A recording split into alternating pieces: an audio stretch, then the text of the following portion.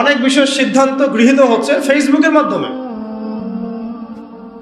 ফেসবুকে একটা হাইপ তুলে দেন, দেখা যাবে মানুষ দেখা যাচ্ছে ওইটাকে নিয়ে সারাদিন বসে আছে, ঘুরে ফিরে ওইটা সামনে আসতেছে, এটা নিয়ে সবাই লেখালেখি করতেছে, পরে ওইটার আলোকে একটা সিদ্ধান্ত বাস্তবায়ন হয়ে গেল। সুবহানাল্লাহ, সুবহানাল্লাহ, কি জাহালাত, কি ফিতনা।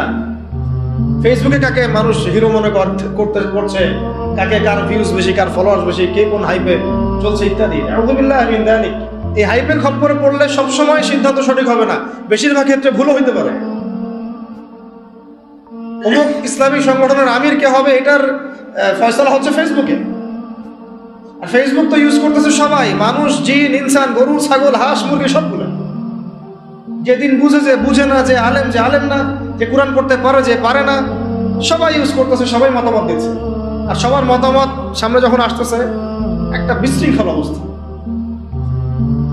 একটা এক্সাম্পল দিলাম, উমর রাদিয়াল্লাহু আনহু সমস্ত সাহাবীদের মধ্যে থেকে বাছাইকৃত সাহাবীদেরকে নিয়ে মজলিসে শুরার মধ্য দিয়ে সিদ্ধান্ত নিয়ে রাষ্ট্র চালিয়েছেন বলেই তো ওই যুগটাকে বলি আমরা সোনালী যুগ।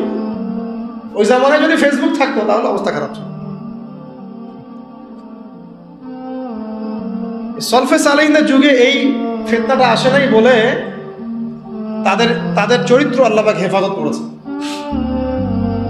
এখনকার যুগে যদি আবু হানিফা রাহিমাহুল্লাহ বয়ান করা শুরু করে, তার বয়ানের যে কত ভুল মানুষ ধরা শুরু করবে আল্লাহই ভালো জানেন। যাই হোক, ওইটা আলাদা ইস্যু, আমি ওইদিকে আর গভীর করছি না।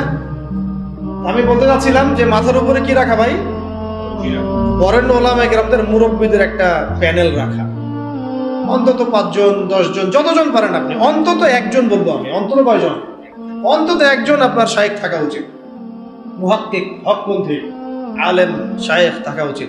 এবং তাদেরকে আপনি ফেসবুকে খুঁজে পাবেন জরুরি না, কারণ বরেণ্য ওলামায়ে কেরামদের আমি দেখেছি তাদের 99%ই ফেসবুক ইউজ করে না। তার মানে কি বাংলাদেশে কোনো আলেম নাই?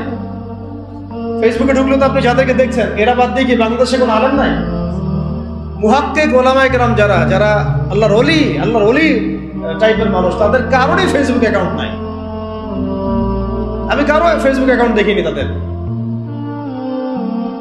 তাহলে আমরা কিসের মানদণ্ডে কি ফয়সালা করতেছি আসলে? এখন এই মানুষগুলো কি আমার দরজায় হেঁটে হেঁটে আসবেন, না আমাদেরকে তাদের কাছে যেতে হবে?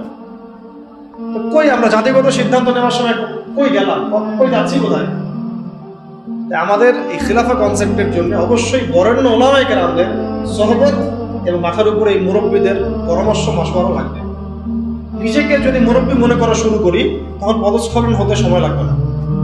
আমাদের অনেক বড় বড় ইসলামিক ব্যক্তিত্ব এবং সেলিব্রিটি এভাবে পদস্খলিত হয়ে গেছে অলরেডি, শুধু মুরব্বীদের সোহবত না থাকার কারণে, নিজেকে মুরব্বী মনে করার কারণে যে আমি মুরব্বী, আমার কোনো সোহবতের দরকার নেই। অথচ প্রত্যেক বরেণ্য মুরব্বীও আমরা যাদেরকে চিনি তারাও মাথার উপরে মুরব্বী রেখে চলেন, তাদেরও মুরব্বী আছে। এটা একটা সিলসিলা সিনাই এটা চলে আসতেছে একদম সাহাবীদের যুগ থেকে, রাসূলের যুগ থেকে, কম পক্ষে একজন। এটা আপনি সিলেক্ট করবেন কিভাবে? ফেসবুক থেকে দেখবেন ওলামায়ে কেরামগণ কাকে বড় মুহাক্কিক আলেম মনে করেন, এইভাবে সিলেক্ট করবেন, খুঁজে বের করবেন।